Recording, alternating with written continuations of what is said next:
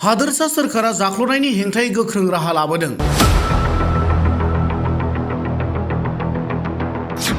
नाथाय थेवब्लाबो खायसे जाख्ल'ग्रा साख्रिआवलाफोरनि थाखाय दान बान्थाया थोआ, जायनि थाखाय सोरखारा गोख्रों राहा लासेयावबो जाख्ल'नायाव लोब्बा जाबोदों। जाख्ल'नायनि हेंथायै हादरसानि भिजिलेन्स एन्ड एन्टि कारापसन बिफाना गुबुन गुबुन बिफानाव स्रोद सुलुंखौ बिथा खालामनानै गोबां साख्रिआवलाफोरखौ हमबोदों।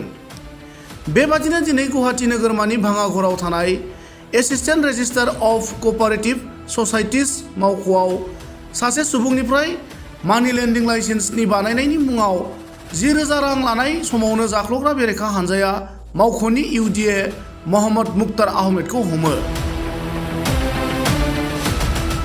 गुबुन फारसेथिं मरिगाव जिल्लानि लाहरिघाट पुलिस थानायावबो मोनसे केसनिफ्राय जामिन होनायनि मुङाव 20,000 रां लानाय समावनो एबिसि मिजानुल हकखौ हमो।